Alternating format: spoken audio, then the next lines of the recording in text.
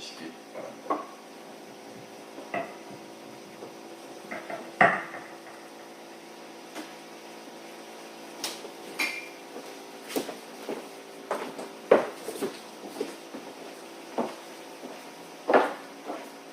네, 우리 하나님 앞에 기도하겠습니다. 은혜가 많으신 하나님 아버지, 오늘 이 시간에 또 주님 앞에 오후 예배를 드립니다.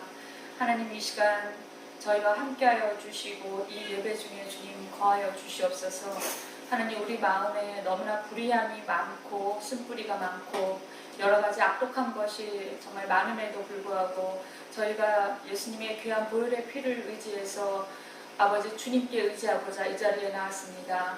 하나님, 저희를 긍휼히 여기셔서 저희들을 주님 받아주시고 더욱더 말씀 안에 깨닫는 저희가 되게 하시고 하나님을 목도하고 만나뵐 수 있는 귀한 예배가 될 수 있도록 주님 인도하여 주시옵소서. 주님께서 아버지 정말 성경을 통하여 말씀하신 바 깨닫지 못하는 사람은 짐승과 다를 바 없다고 말씀하셨사오나 하나님, 참으로 저희가 너무나 우둔하고 마음 거죽이 두꺼워서 깨닫는 은혜에 이르지 못함을 아버지 하나님 정말 불쌍히 여겨 주시옵소서. 하나님, 이제 귀한 말씀을 아버지 하나님 이제 이 자리에서 선포합니다. 주님 도와주시고 성령님의 능력으로 그 말씀이 선포되어 나갈 수 있도록 하나님 도와주시옵소서. 하나님께서 이제 저희들 연약한 저희들을 훈련시키시고 또한 하나님의 뜻이 있어서 이 방송 예배를 하라고 명령하신 줄로 믿습니다. 그런데 사단은 극악하여서 어떻게든 복음이 전파되는 것이 싫어서 이 모양 저 모양으로 역사하고 여러 가지가 정말 어려운 가운데 있습니다. 그럴지라도 모든 것에 전화위복의 하나님이시며 또한 아버지 없는 것을 들어서 쓰시며 있는 것도 없이 하시는 하나님을 믿사오니 하나님의 모든 뜻과 계획대로 이루어 나감을 믿고 주님 감사를 드립니다. 하나님, 저희들 하나님 이 고난을 잘 통과하게 하시고 저희 마음속에 쓴뿌리와 여러 가지 부족한 것 주님 다 걸러주시고 주님께 아버지 나아갈 때 부족함이 없도록 인도하여 주시옵소서. 예수님 이름으로 간절히 기도드리옵나이다. 아멘. 할렐루야. 네, 오늘 오전에 사실은 저희가 라이브 방송을 했는데 조금 이제 방송이 잘 되지 않은 연고로 제가 이 시간 오후 예배인데 다시 한번 좀 간략하게 예배를 드리면서 말씀을 선포하려고 합니다. 네, 오늘 말씀은 로마서 1장 17절이고 제목은 의롭다, 이런 제목으로 제가 말씀을 선포하도록 하겠습니다. 여러분, 만약에 너는 그 장난꾸러기나 또는 아주 심술궂은 우리 꼬마 친구한테 얘 너는 거룩하다, 너는 의롭다 그러면 그 친구가 어떻게 생각을 할까요? 이와 같이 하나님도 정말 죄인 중에 괴수이고 사도 바울이 고백한 바 벌레만도 못한 우리가 또 제가 하나님 앞에서 하나님이 저에게 말씀하시기를 얘 너는 참 의롭다, 너는 참 거룩하다 그러면 우리가 어떻게 생각할까요? 너무 부끄러워서 지구멍이라도 들어가고 싶지 않을까요? 그런데 오늘 하나님께서는 이런 정말 미천한 저희들, 죄 많은 저희들, 너무나 부끄러운 일이 많고 여러 가지로 부족한 우리를 향해서 하나님은 의롭다 이렇게 말씀하고 계시는 그 음성을 들으시는 여러분 되시기를 축원드립니다. 오늘 이 로마서 1장 17절 말씀에 근거해서 이 말씀의 모티브가 되어서 1517년에 그러니까 마틴 루터가 종교개혁을 일으켰어요. 그래서 그 당시에 이제 로마가 신성 로마 제국에서 그 당시에 유럽 제국을 지배하고 있던 나라가 신성 로마 제국이었는데 거기에 왕과 교황이 왔다 갔다 시소를 타듯이 권력 다툼을 하면서 유럽 전역을 지배하고 있는 그 당시였는데 그 카톨릭이 굉장히 많은 그런 부정부패가 일어났어요. 뭐 올바르게 성경에 근거해서 올바르게 사는 사람들을 이단시하고 정죄해서 화형에 처하고, 또 굉장히 아주 잔악한 그런 고문 기계로 고문을 해서 죽이고, 그리고 또 이들은 너무 탐욕과 돈에 대한 욕심이 많아서 그냥 거의 강제적으로 헌금을 강요했어요.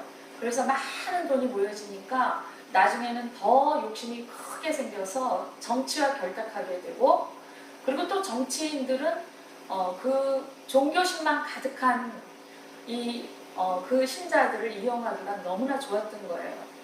그래서 이제 그런 어떤 부패한 배경 속에서 이 카톨릭이 아주 오랜 세월 동안 많은 부정부패가 있었고 많은 사람들을 죽였고, 또 이들은 그 말씀에서 이거를 번역할 때 자기네들한테 조금 마이너스가 된다 그러면 그 말씀을 교묘히 바꾸고 이런 일도 일어나고 했어요.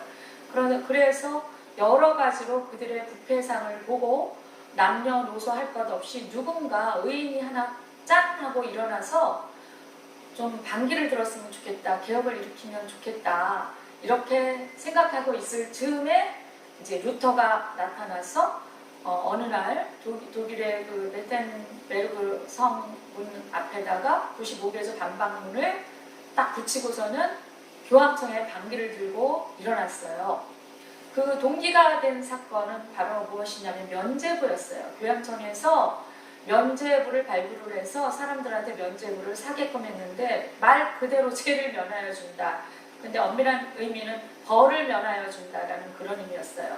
그 면죄부를 사는 사람들은 연옥에 가서 벌을 받지 않을 수 있다라는 이제 그런 명분으로 마치 교황의 신의 대리자인 것처럼 자기의 권한으로 할 수 있다고 사람들한테 믿게끔 해서 이제 그 면죄부를 파는 것인데, 왜 그런 아이디어를 냈냐면 그 당시에 이제 그들이 돈을 다 쓸어 모아서 성당을 또 아주 의리의리한 성당을 지으려고 계획을 하고 성당을 짓고 있었는데 자금이 부족해서 중간에 중단할 위기에 있었어요. 그래서 생각한 아이디어가 그 면죄부입니다. 그래서 면죄부를 팔아서 이제 돈을 모아서 성당 건축을 이제 마저 하려고 했던 것이지요. 이것을 보고 루터는 다른 사람들과는 달리 루터가 수도원에 들어갈 때부터 이 사람은 정말 진지하게 자기 신앙에 대해서 고민했던 사람이에요. 뭐 그냥 무작정 뭐 지금으로 말하면 목사가 되려고 뭐 신학교에 들어갔다, 뭐 다른 목적으로 들어갔다, 뭐 이런 식이 아니라 정말 자기가 신앙이란 무엇인가에 대해서 알고 싶어서 들어간 사람이고 생과 죽음에 대해서 너무나 고민을 많이 하는 사람이었어요. 그래서 정말 자기가 믿는 이 종교가 정말 진실한 종교인가에 대해서 고민을 많이 했던 사람인데, 이제 쭉 자기가 지켜보니까 아니다 싶은 점이 너무나 많이 있었던 거예요. 그래서 다른 사람들도 이제 그런 부정부패를 보고 너무나 많이 카톨릭에 실망을 하고 있었다고 했잖아요. 루터도 이제 그런 마음을 당연히 했겠죠. 그럴 때 이제 이 면죄부가 팔리는 것을 보고 루터는 말이 안 된다. 왜? 로마서 1장 17절 말씀에는 의인은 믿음으로 말미암아 살리라 그랬는데, 아니 무슨 벌을 면해주나? 무슨 죄를 면하는 권한이 무슨 교황한테 있어? 그리고 이제 지금도 카톨릭에 대해서 여러분 알아보시면 잘 아시겠지만 지금도 카톨릭에는 무엇이 있냐면은 교황은 잘했건 못했건 무조건 교황한테만 잘하면 하나님한테 잘한 것이다, 이런 식으로 생각하고 가르쳐요. 참 너무나 터무니없죠. 그래서 교황의 어떤 신권적인 아주 그러한 행사를 하게끔 합니다. 그래서 루터가 이걸 보고 이건 아니다. 그래서 루터가 이제 너무나 그 신앙에 대해서 고민을 많이 하고 성경 말씀을 읽고 묵상하면서 이거는 이제 느낀 거예요. 이 교황청에서 하는 이러한 신앙의 행동이나 미사나 예배, 제사라 그러죠. 그때는 제사나 사람들한테 하는 이것은 성경에 근거한 신앙의 형태라고 볼 수가 없다. 이렇게 해서 루터가 반박문을 붙이고 그 다음에 이제 개혁을 나서게 되었습니다. 그래서 중간에 이제 또 쭉 흘러오면서 이제 영국에서 청교도 혁명이 일어나고 그다음에 메이플라워를 타고 이제 미국으로 와서 이제 추수감사절의 기원이 되면서 이제 그런 식으로 해서 이제 전 세계에 개신교가 퍼져나가서 쭉 이어졌는데 좀 아직까지 너무 안타까운 사실은 뭐냐면요. 천주교, 그러니까 지금 정통 카톨릭의 그 일부에서는 아직까지도 예전부터 지금까지 그 개신교도를 조롱한 게 뭐냐면 개신교도는 반항아들이다 이런 식으로 표현을 해요. 자기네들끼리 미사를 볼 때도 그러고요. 그거는 그러면서 마치 자기네들이 모태고 기독교의 모태이고 그 다음에 개신교도들은 그냥 반항이 생겨서 박차고 그 부모를 박차고 집을 나간 반항아들이라는 표현으로 그렇게 조롱을 하고 반항아들은 돌아올 때가 되었다라는 등 그렇게 비아냥거리면서 미사를 하는 모습을 제가 동영상에서 본 적이 있습니다.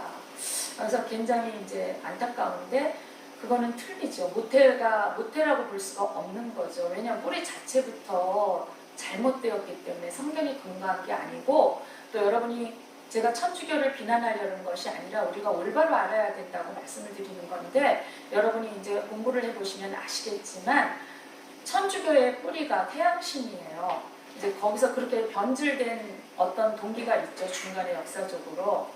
그래서 루터가 이제 그거를 느낀 거예요. 그래서 이제 박차고 개혁을 일으킨 거고 다행히 이제 하나님께서 루터라는 사람을 예비시켜서 우리가 이렇게 이 성경을 고수하는 신앙을 아직까지도 우리가 그 길을 가고 있는 데 대해서 감사해야 할 줄로 믿습니다.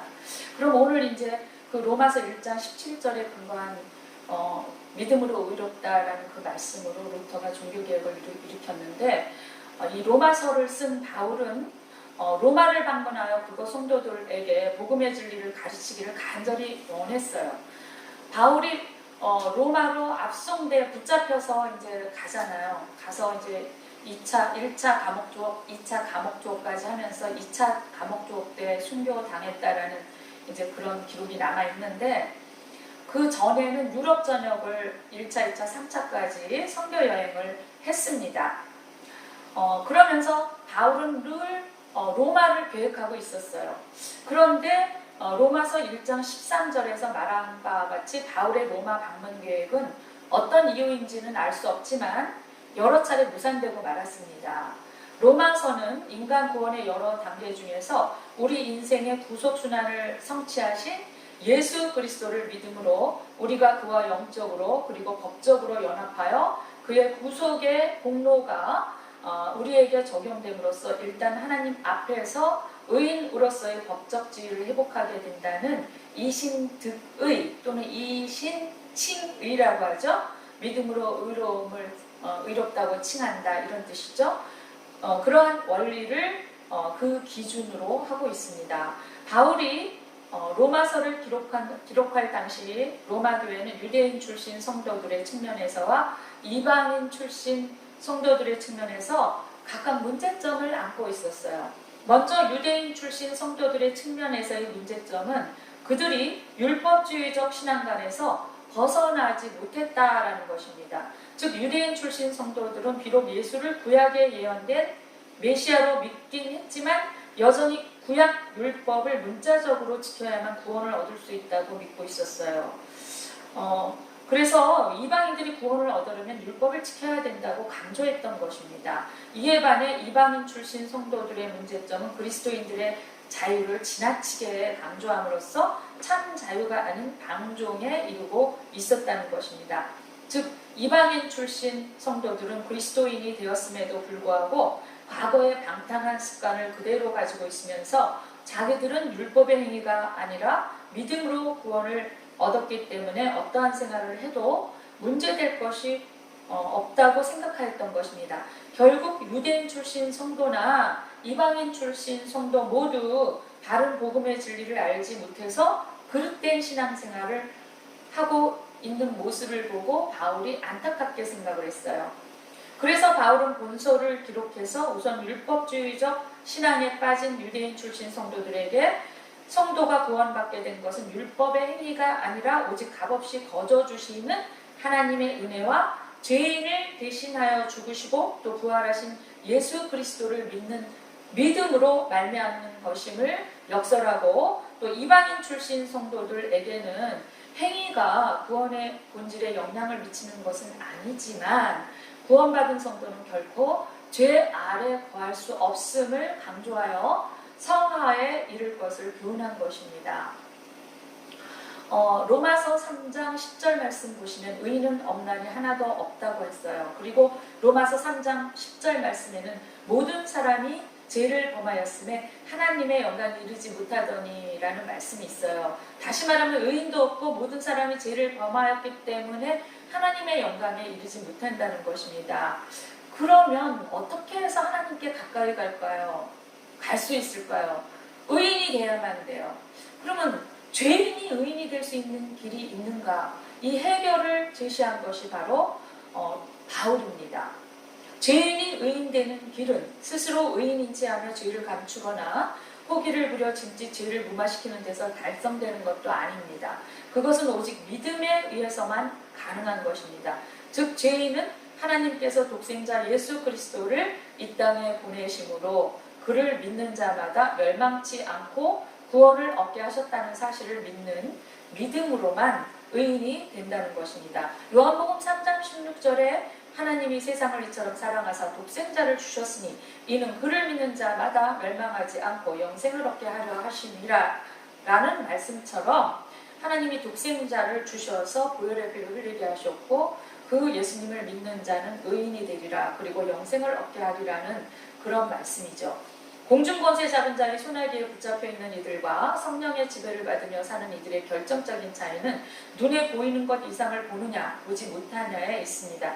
눈에 보이는 것 이상을 보는 자들은 그리스도인들이며 오직 눈에 보이는 것만을 보고 그것만을 믿는 자들은 사단의 종로로 가는 자들인 것입니다. 그래서 세상에 속한 사람들은 오직 사람과 사람이 이루어놓은 거대한 문명만을 주목합니다. 그리고 그들은 사람의 위대함과 문명의 찬란함에 찬탄을 금치 못하여 사람이 쌓은 바벨탑 문명을 향하여 전적인 신뢰를 보냅니다.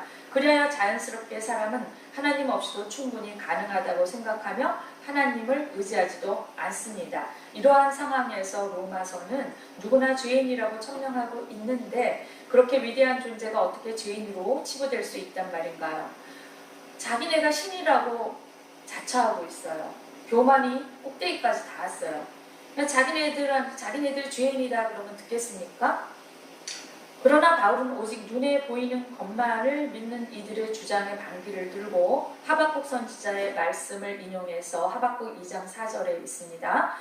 오직 의인은 믿음으로 말미암아 살리라고 오늘 로마서 1장 17절 말씀을 언급한 것입니다. 바울이 말하는 복음은 하나님의 의의 계시로서의 복음인데 그리스도 안에 나타난 하나님의 의의 실현, 예수님 안에 하나님의 의가 실현된 것을 말하고 있습니다. 유대인의 율법을 통하여 하나님의 의를 실현하고자 했던 그 기대가 믿음의 길을 통하여 실현된 것입니다. 믿음으로 의를 얻는다는 이 믿음으로 난 의는 창세기 4장 4절에 아벨은 자기도 양의 첫 새끼와 그 기름으로 드렸더니 여호와께서 그와 그의 제물은 받으셨으나 이렇게 말씀하셨어요. 카인의 제물을 받지 않았다는 게 뒤에 나오죠. 이 말씀의 의미를 히브리서 기자는 이렇게 풀이를 했죠. 히브리서 11절 4절에 믿음으로 아벨은 가인보다 더 나은 제사를 하나님께 드림으로 의로운 자라 하시는 증거를 얻었으니, 하나님께서 아벨의 제사를 받으신 것은 다른 이유 때문이 아니라 아벨이 믿음으로 드렸기 때문에 받았다는 거예요. 카인은 믿음으로 드리지 않았다는 거예요. 지금도 마찬가지입니다. 우리가 믿음으로 드리는 예배를 하나님은 받습니다. 그렇지만 오해하지 말 것이 믿음으로 드린다고 머리에 생각이나 마음만 있는 것이 아니라 그때는 우리의 온 마음과 행동이 모두 거룩하여짐을 의미합니다. 우리가 믿음으로 드렸다 할 때 그 의미는 우리의 전 인격이 다 거룩하여졌다는 것을 의미하고 있습니다. 믿음이라는 것은 이미 인간의 의지나 노력을 배제한 것을 뜻하며 하나님의 방법에 순복한 것을 뜻합니다. 인간에게는 도무지 의로운 것이 존재하지 않으며 오로지 하나님의 의만이 의롭습니다.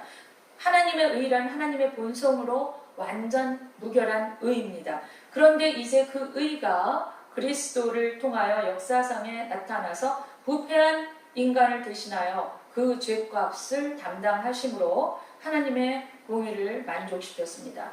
여기서 믿음으로 이롭게 된다는 말은 인간의 속성, 품성 그 자체가 실제로 의롭게 된다는 뜻이 아니라 하나님께서 우리 죄를 대신하여 십자가에서 죽으시고 부활하신 그리스도의 속죄 사역을 믿는 그의 믿음을 보시고 의롭다고 인정해 주시는 법정 선언의 성격을 가지고 있습니다. 그래서 하나님과 성도 간의 계약이기 때문에 이것을 새 언약이라고 부르고 있습니다. 로마서 3장 24절 말씀 보시면 그리스도 예수 안에 있는 속량으로 말미암아 하나님의 은혜로 값없이 의롭다 하심을 얻은 자 되었느니라는 말씀이 있습니다. 여기서 속량은 과거의 번역본에는 구속으로 나와 있습니다. 속량이나 또는 구속이라는 말의 그 원어는 속전을 지불하여 해방시키다, 죄의 값을 돈으로 지불하여 어떤 대가로 지불하여 해방시키다, 이런 뜻을 함축하고 있습니다. 디모데전서 2장 6절 말씀에 그가 모든 사람을 위하여 자기를 대속물려 주셨으니 계약이 이르러 주신 증거니라, 이렇게 나와 있습니다. 예수 그리스도께서는 자신의 몸을 대속제물로 바치사 인간을 죄와 죽음의 속박에서 완전하게 해방시키셨습니다. 즉 자기의 무죄한 몸을, 죄 없으신 몸을 죄값으로 십자가에서 지불하고 죄 아래에 있는 인간을 사신 것입니다. 구약시대의 이스라엘 백성들이 애굽의 종노릇에서 해방되고 죽음의 사자에게서 구원받기 위해서 유월절 어린 양의 피가 필요했듯이 예수님이 친히 어린 양이 되셨다는 것입니다. 마태복음 20장 28절 보시면 그가 모든 사람을 대신하여 죽으심은 살아있는 자들로 하여금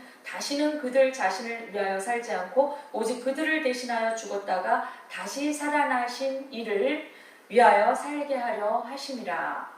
이와 같이 하나님께서는 무죄하고 흠없으신 예수 그리스도를 어린 양으로 취급하사 우리 대신 죽게 하심으로 우리를 죄와 죽음의 세력에서 단번에 그리고 영원히 해방시키셨던 것입니다.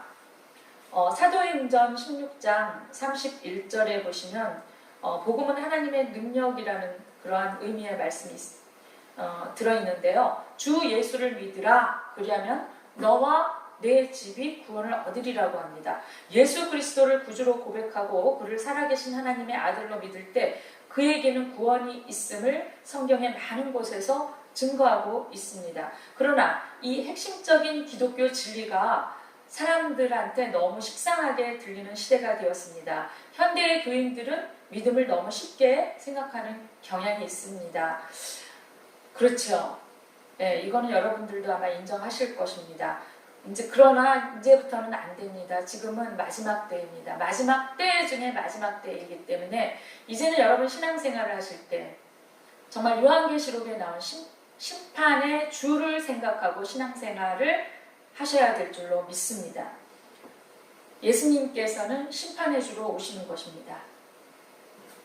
예수 그리스도를 믿는다는 것은 인생의 방향을 하나님의 입장에서 살겠다는 실존적인 결단을 반드시 수반하는 것입니다. 복음을 믿는 믿음은 예수 그리스도를 믿는 것이고 예수 그리스도의 삶을 믿는 것입니다. 바로 이러한 믿음의 결과로 구원의 삶이 주어진다는 것입니다. 로마서 1장 16절 말씀, 복음은 구원을 가져다주는 하나님의 능력이라고 했어요. 이는 하나님의 능력으로 말미암아 복음이 인간에게 허락되었음을 말하는 것입니다.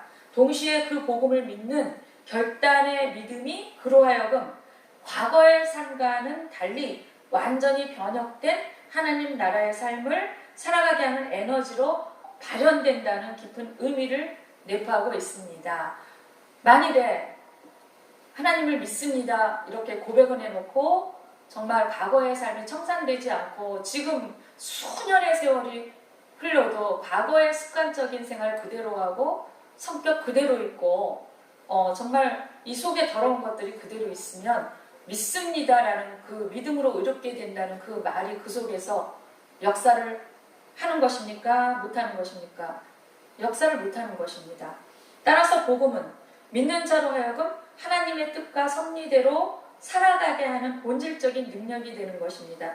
우리가 믿습니다 할 때 성령님이 와서 우리를 도와주십니다. 그렇지만 그 믿습니다는 그 고백이 정말 이 속 깊은 곳에서 나올 때는 정말 너무나 애절하고 애탄스러운 자기의 회개를 포함한 고백이 나오고 있다는 것입니다. 회개를 포함한 고백이 나오고 있는 거예요. 그래서 그 복음은 믿는 자로 하여금 하나님의 뜻과 섭리대로 살아가게 하는 능력이 된다는 것입니다. 다분히 희석화되고 정형화된 현대인의 믿음을 깨뜨리고 참된 복음의 의미요 하나님의 능력이신 복음을 소유하는 우리 모든 성도님들 되시기를 예수 그리스도 이름으로 축원드립니다. 아까 제가 마틴 루터를 말씀드렸는데 지금도 정통 카톨릭 일부에서는 이제 이 개신교도들을 무슨 반항아 취급으로 그렇게 말하고 다닌다고 제가 말씀드렸잖아요. 근데 그들이 이제 오해하고 있는 게 루터가 그 속에 속해 있다가 나왔기 때문에 그렇게 된 것이지 사실은 그 카톨릭이 생기기 그 이전부터 그러니까 예수님 돌아가시고 제자들이 이렇게 흩어졌을 때 스테반의 집사가 순교한 것이 제일 처음으로 해서 계속 순교가 일어났고 그 다음에 그 네로 황제 때는 아주 극에 달했어요. 그래갖고 사람들이 이제 믿는 사람들이 도저히 거기 그 세상에서 살다가는 다 못 살될 것 같으니까 복음은 복음대로 전하면서 그들이 카타콤이라는 동굴 생활을 한 거예요. 거기서 굉장히 많은 그 신앙인들이 동굴 생활을 했다고 기록에 나와 있어요. 그리고 계속해서 진실한 그 성도들이 나름대로 드러나진 않았지만 많은 뿌리를 가지고 역사에 흘러서 지금까지도 내려온 것을 우리는 그 공부를 하시면은 볼 수가 있고 읽을 수가 있습니다. 카톨릭에서 나와서 된 것이 아니라는 얘기를 저는 하는 거예요. 루터가 카톨릭 속에 있었기 때문에 거기에서 루터 같은 사람이 이게 아니다 하고 하나님이 루터 같은 사람을 통해서 카톨릭을 깨우쳐 주려고 루터를 보낸 거예요. 그런데 아직까지도 그것을 깨우치지 못하고 있다는 것이죠. 그래서 루터가 그 속에 있다가 나왔기 때문에 그들이 오해를 하고 그런 식으로 얘기를 하는데 그것이 아니라는 것입니다. 그 다음에 로마서 3장 27절에서 31절에 바울은 이 오늘 본문 내용인 이신득의의 원리를 세 가지로 축약을 했습니다. 첫째로 사람이 의롭다함을 얻은 것은 예수 그리스도의 구속사역과 그에 대한 믿음으로만 가능하기 때문에 인간편에서는 자랑할 것이 하나도 없다라는 것입니다. 그래서 사도 바울은 예수님을 얻기 위해서는 모든 걸 배설물로 여긴다라고 고백을 했잖아요. 예수님만 자랑하기 위해서 나는 모든 것을 배설물로 여긴다. 다 버린다 이런 뜻이죠. 둘째로 믿음으로 말미암아 의롭게 되는 것은 유대인이나 이방인이나 차별 없이 적용되는 보편적 은혜라는 것입니다. 다 누구나 다. 그래서 이웃집에 누가 너무나 원수 같고 미운데 하나님은 그 원수 같고 미운 사람도 사랑한다는 거예요. 보편적 은혜라는 거예요. 저기 중국 공산당, 북한 공산당도 다 하나님께서 사랑한다는 거예요.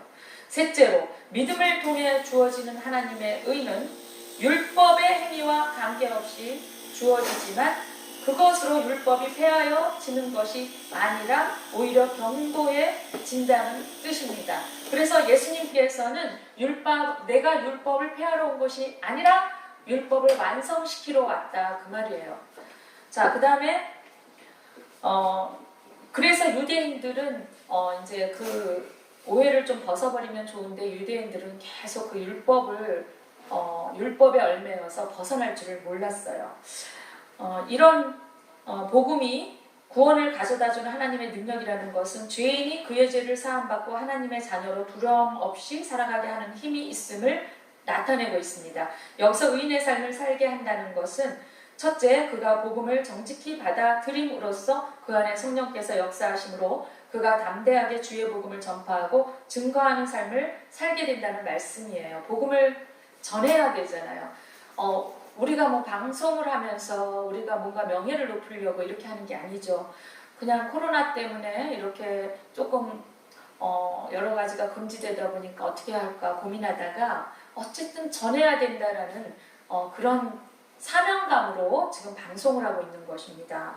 둘째, 복음을 그의 삶 속에 받아들이고 하나님의 능력을 힘입고 진실하고 창조적인 태도로 살아갑니다. 로마서 12장 2절에 보시면 너희는 이 세대를 본받지 말고 오직 마음을 새롭게 함으로 변화를 받아 하나님의 선하시고 기뻐하시고 온전하신 뜻이 무엇인지 분별하라고 했는데, 이는 세상의 그릇된 것들과 타협치 않고 하나님의 거룩하고 온전하신 뜻을 분별하여 자신의 삶 전체를 하나님의 공의와 사랑을 실천할 수 있도록 합니다. 복음의 능력, 그것은 감각적인 상태로 정신적인 영역에만 머무르는 것이 아닙니다. 그것은 내세의 영적인 삶만을 위한 것이라고도 볼 수 없어요. 오히려 이 모든 것들 위에 현실의 구체적인 생활 현장에서 의를 실천적으로 추구하고 사랑을 실천하는 능력인 것입니다. 그러니까 우리가 신앙의 그 힘이 왜 없느냐 하면은 내세는 믿는데 지금 현실에 나타나는 하나님의 능력을 믿지 않는 것, 그것이 문제인 거예요. 그래서 능력이 드러나지 않는 것입니다. 빌립보서 3장 8절 보시면 또한 모든 것을 해로 여김은 내 주 그리스도 예수를 아는 지식이 가장 고상하기 때문이라 내가 그를 위하여 모든 것을 잃어버리고 배설물로 여김은 그리스도를 얻고 그리스도를 얻기 위해서 모든 것을 배설물로 여기고 예수 그리스도만 자랑하겠다, 그런 뜻이죠. 빌립보서 3장 9절 말씀 보시면 그 안에서 발견대로 함이니 내가 가진 은은 율법에서 난 것이 아니요 오직 그리스도를 믿음으로 말미암는 것이니 믿음으로 하나님께로부터 난 의라. 마태복음 5장 6절에 의에 줄이고 목마른 자는 복이 있다라고 합니다. 여러분, 이 말씀이 오늘 도전이 되는 이 귀한 시간 되시기를 축원드립니다. 여러분은 의에 줄여 있습니까? 목말라 있습니까? 하나님의 말씀에 목말라 있습니까? 의에 줄여 있습니까? 자신의 안위, 자신의 명예가 적용되지 않는다고 안타까워하고 있습니까? 아니면 이 사회에 의가 없다고 안타까워하고 있습니까? 어떤 사람이 과연 오늘 말씀처럼 믿음으로 의롭게 되리라는 그 말씀이 적용되며 드러나며 실천하는 그러한 삶을 살고 있는 것이겠습니까? 성도 여러분, 우리는 우리 스스로 복음의 경주자라고 말을 합니다. 우리야말로 하나님의 의로운 자녀라고 말하고 있습니다. 그런데 정녕 우리는 현실 생활 속에서 믿음으로 난 의를 얼마나 드러내고 실천하고 있습니까? 복음의 힘, 하나님의 능력이신 예수 그리스도를 얼마나 증거하고 있습니까? 우리는 타성화된 종교적 매너리즘에 빠져서 하나님의 참된 능력을 잘못 사용하고 있지는 않습니까? 저는 요즘에 들어서 너무나 안타까운 게 뭐냐면 방송 예배를 드리면서 이제 성도들이 교회 발걸음을 끊게 되면